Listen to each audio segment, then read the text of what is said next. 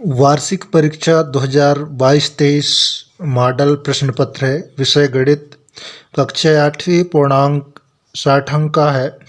परीक्षा अवधि 2.5 घंटे, कुल प्रश्न पत्र 24।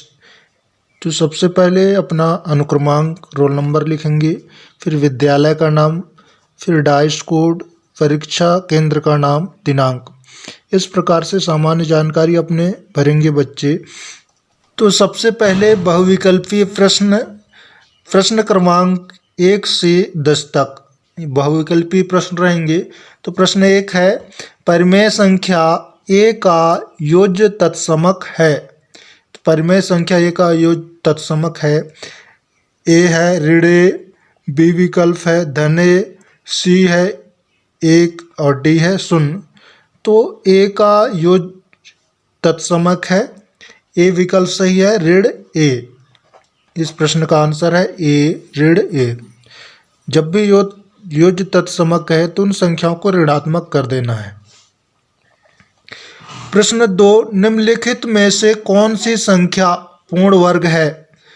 ए 39, बी 66, सी 81, डी 94।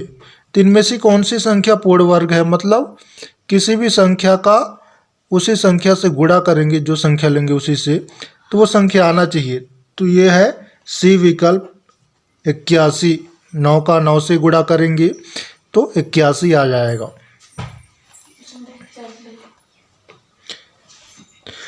प्रश्न 3, 10.24 का वर्गमूल होगा। ए विकल्प है 32, बी 0.032, सी 0.32, डी 3.2। तो वर्गमूल कह रहा है तो ये प्रश्न 3 का आंसर है डी विकल्प 3.2। 10.24 का वर्गमूल है 3.2। प्रश्न 4, समीकरण 6 बराबर z धन 2 का हल है। ए विकल्प है ऋण 4, बी 3, सी 8, डी 4।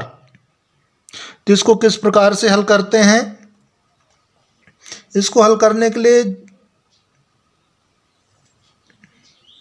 पक्षांतर कर लेते हैं। जैसे z चर और अचर राशियों को एक तरफ कर लेते हैं, तो z को एक तरफ कर लेंगे और 2 को इधर लाएंगे तो इधर ऋण में हो जाएगा। जैसे 6 ऋण 2, इधर धन में था, पक्षांतर किए तो क्या किस में हो जाएगा? ऋण में, बराबर z।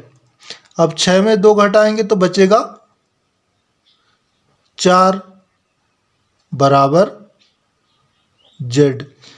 तो z बराबर कितना हुआ? 4 हुआ। तो इस प्रश्न का आंसर है डी विकल्प। प्रश्न 4 का आंसर है डी 4। प्रश्न 5, घनाभ में कोरों की संख्या कितनी होती है? ए विकल्प है 12, बी 8, सी 4, डी 6। तो घनाभ में कोरों की संख्या होती है 12, तो 12 है ए विकल्प पर। तो प्रश्न 5 का आंसर है ए 12। प्रश्न 6 और 14 का लघुत्तम समापवर्त है। 6 और 14 का लघुत्तम समापवर्त ज्ञात करना है। तो 6 की पहाड़ापण है और 14 का पहाड़ापण है, तो वह छोटी से छोटी संख्या ज्ञात करना है। 6 की पहाड़ा पढ़ने पर भी आए और 14 का पहाड़ा पढ़ने पर भी आए। तो 6 का पहाड़ापण है 6 छंग 36, 6 7 42, 42 आ जा रहा है। और 14 कम 14 कम 14, 14 दूनी 28, 14 तिया 42। तो सबसे छोटी से छोटी संख्या है 42, जो 6 का पहाड़ा पढ़ते हैं और 14 का पहाड़ा पढ़ते हैं तो आता है। तो लघुत्तम समापवर्त हुआ 6 और 14 का 42। इस प्रश्न का आंसर है सी विकल्प 42।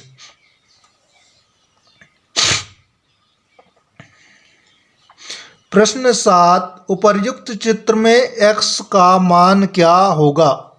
इस चित्र में जो दिया हुआ है, इस चित्र में x का मान क्या होगा? ये कोण है 50, ये है 100, इधर का कोण का मान नहीं दिया हुआ है, तो ये कोण का मान ज्ञात करना है। तो जब भी इस प्रकार के सवाल आए तो आमने सामने के कोणों का योग कितना होना चाहिए? 180 अंश। तो यहाँ 100 है तो 100 में कितना जोड़ेंगे तो 180 हो जाएगा, 80। तो इस प्रकार से इस सवाल को हल करेंगे। तो इस प्रश्न का आंसर है बी विकल्प, 80 अंश।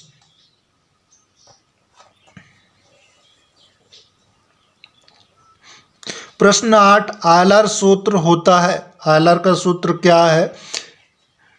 तो ये 4 विकल्प दिए गए हैं, इनमें से सी विकल्प सही है। एफ धन वी बराबर ई ऋण 2। इसको ध्यान रखना, इसका सूत्र कोई आयलर का सूत्र है, एफ धन वी बराबर ई ऋण 2। ये आयलर का सूत्र है। प्रश्न 9, संख्या 34 का बीजांक होगा। ए विकल्प है 1, बी 2, सी 4 और डी 7। बीजांक मतलब बीजांक ज्ञात करने के लिए जब भी कहे तो 34 है तो 34 को अलग अलग 3 धन 4 इस प्रकार से जोड़ें और जब तक जोड़ते जाएंगे जब तक एक अंक ना प्राप्त हो जाए। 4 और 3 7 होता है तो एक अंक मिल गया। तो इसका बीजांक है डी विकल्प 7। 34 का बीजांक है 7। प्रश्न 9 का आंसर है डी 7। तो बीजांक ज्ञात करने के लिए आपको आता होगा। प्रश्न 10, वर्ग 20 से 30 की उच्च सीमा होगी। वर्ग 20 से 30 की उच्च सीमा होगी मतलब सबसे बड़ी, सबसे अधिकतम मतलब 20 और 30 के बीच में कौन सी संख्या है? तो 20, ए विकल्प है 10, बी 20, सी 30 और डी 40। तो उच्च सीमा है 20 और 30 के बीच में 30। तो प्रश्न 10 का आंसर है सी विकल्प 30। प्रश्न 11, दो संख्याओं का योग 95 है। यदि एक संख्या दूसरी संख्या से 15 अधिक है तो दोनों संख्याएं ज्ञात कीजिए। तो प्रश्न 11 का आंसर है, माना कि दो संख्याएं x धन 15 है। यहाँ सवाल में पहली संख्या को x मान लिए और दूसरी संख्या को मान लिए x धन 15, मतलब पहली संख्या दूसरी संख्या से 15 अधिक है कह रहा है। तो दोनों संख्याएं ज्ञात करना है। तब अब हमारा समीकरण बनेगा x धन 15 बराबर 95। अब ये x को x के साथ जोड़ देंगे तो 2x धन 15 हो जाएगा। तो 2x धन 15 बराबर 95। अब यहाँ हमको 15 मिला है तो दोनों यहाँ धन में है 15, तो दोनों ओर 15 घटाने पर बराबर के दोनों ओर इधर भी और इधर भी 15 घटाएंगे, इसलिए 2x धन 15 ऋण 15 बराबर 95 ऋण 15। दोनों ओर अब 15 को घटाएंगे तो दोनों ओर 15 घटा दिए, तो 15 घटाएंगे तो 15 में 15 ये घट जाएंगे तो हमारे पास बचेगा इधर सिर्फ 2x बराबर के इधर, और 95 में 15 घटाएंगे तो बचेगा 80। तो अब हमको x का मान ज्ञात करना है तो x बराबर 80/2। अब 2 इधर गुणा में है, जब इधर जाएगा तो भाग में होगा, तो 2 से भाग देंगे 80 को तो 40 आएगा। तो x बराबर 40, पहली संख्या हमको प्राप्त हो गई x बराबर 40। अतः एक संख्या 40 और दूसरी संख्या, अब 40 में क्या जोड़ दें 15 जोड़ दें, 15 अधिक कह रहा है तो 40 धन 15 बराबर 55 आंसर। इस प्रकार से इस सवाल को हल करेंगे। प्रश्न 12 है, अभाज्य गुणनखंड विधि से 400 का वर्गमूल ज्ञात कीजिए। 400 का वर्गमूल ज्ञात करना है। उत्तर है तो सबसे पहले इस प्रकार से बना लेना है और 400 को यहाँ लिख लेंगे। इसके बाद सबसे छोटी से छोटी संख्या से इसको भाग देना है 400 को, तो 2 से 400 को भाग देंगे तो 200 बार में। फिर अब इस 200 को फिर 2 से भाग देंगे तो 100 बार में। फिर इस 100 को 200 2 से भाग देंगे तो 50 बार में। अब इस 50 को 2 से भाग देंगे तो 25 बार में। अब 2 से नहीं जाएगा, 25 आ गया, तो अब इस 25 संख्या है तो 2 से नहीं जाएगा, तो अब इस 25 को 5 से भाग देंगे तो 5 बार में। फिर इस 5 को 5 से भाग देंगे तो 1 बार में। इस प्रकार से अभाज्य गुणनखंड करेंगे। इसके बाद 400 को लिख लेंगे। इसके बाद इधर जो जिन संख्याओं से भाग दिए हैं उन संख्याओं को यहाँ लिखना है। तो 2 से 2 कितने बार हैं, 1 2 3 4, तो 2 गुणे 2 गुणे 2 4 बार लिख लें। फिर 5 कितने बार हैं, 2 बार है, तो 5 2 बार लिख लिए। इसके बाद अंडर रूट 400 बराबर, अब इन्हीं को लिखना है पर 2 2 की जोड़ा बना देना है। ये 2 एक जोड़ा, ये 2 एक जोड़ा और ये 2 एक जोड़ा। इस प्रकार से हमको मिला 2 गुणे 2 गुणे 5। अब इनका गुणा कर दें, 2 का 2 के साथ, 2 दूनी 4, और उस 4 का 5 के साथ, तो 4 पंचे 20। ये आंसर है। इस प्रकार से इस प्रकार के सवाल आएंगे वर्गमूल ज्ञात करने के लिए, तो उन सवालों को इस प्रकार से लगाना है। प्रश्न 13, 8000 का 2 वर्ष के लिए 5% वार्षिक दर से चक्रवृद्धि ब्याज ज्ञात कीजिए यदि ब्याज वार्षिक संयोजित होता है। तो 8000 रुपये का 2 वर्ष के लिए 5% के दर से चक्रवृद्धि ब्याज ज्ञात करना है। तो इसको किस प्रकार से हल करेंगे, सबसे पहले जो दिया है प्रश्न में उनको लिख लें। मूलधन P, मूलधन को P कहते हैं। P बराबर 8000 रुपये, समय N बराबर 2 वर्ष, दर रेट जिसको कहा जाता है 5% वार्षिक है। हम जानते हैं कि मिश्र धन A बराबर, अब मिश्र धन का सूत्र से हमको पहले मिश्र धन ज्ञात करना है। मिश्र धन सूत्र लगा करके मिश्र धन A बराबर P कोष्टक के अंदर 1 धन R बटे 10 बटे N घात N।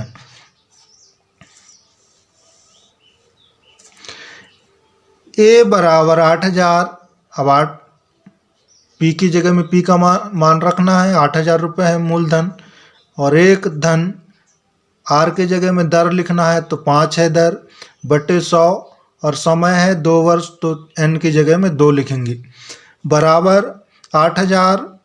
अब इनका गुणा करके इन 1 का 100 के साथ गुणा करके और 5 जोड़ के ऊपर लिख दिए तो कितना हुआ, 100 एकम 100 और धन 5 तो 105 ऊपर लिख दिए, बटे में 100 ही लिखना है, 100 लिख दिए कि घात 2। फिर 8000 बटे 21 बटे 20, ये कैसे आया है, तो ऊपर और नीचे की संख्या दोनों को एक ही संख्या से काटे हैं, तो 5 के पहाड़ा 20 बार पढ़े तो 100 आ गया, और 5 के पहाड़ा 21 बार पढ़े तो 105 आ गया। इसलिए यहाँ 21 बटे 20 की घात 2 आया है। अब 8000 गुणे 21 बटे 20 घात 2 है, तो ये जो कोष्टक के अंदर है उसको 2 बार लिख लिए। 8000 गुणे 21 बटे 20 गुणे 21 बटे 20। अब इनका क्या करना है, 21 का 21 के साथ गुणा करेंगे और 20 का 20 के साथ, और इसके बाद भाग देना है। भाग देने पर जो आंसर आएगा उसकी गुणा 8000 के साथ करेंगे, तो बराबर उनकी गुणा करने पर आएगा 8820 रुपये। अब हमको मिश्र धन कितना मिल गया, 8820 रुपये। हम मिश्र धन ज्ञात किए हैं तो हमको मिश्र धन मिल गया 8820 रुपये। चक्रवृद्धि ब्याज बराबर मिश्र धन A ऋण मूलधन P। चक्रवृद्धि ब्याज का सूत्र होता है मिश्र धन ऋण मूलधन। तो मिश्र धन है 8,820 रुपये, ये मिश्र धन है। मिश्र धन है 8,820 रुपये और मूलधन कितना है 8,000। 8,820 में 8,000 घटाएंगे तो 820 रुपये ये चक्रवृद्धि ब्याज है, इसलिए चक्रवृद्धि ब्याज बराबर 820 रुपये ये आंसर है। इस प्रकार से ऐसे सवाल आएंगे तो उनको हल करिएगा। वीडियो को देखने के लिए बहुत बहुत धन्यवाद।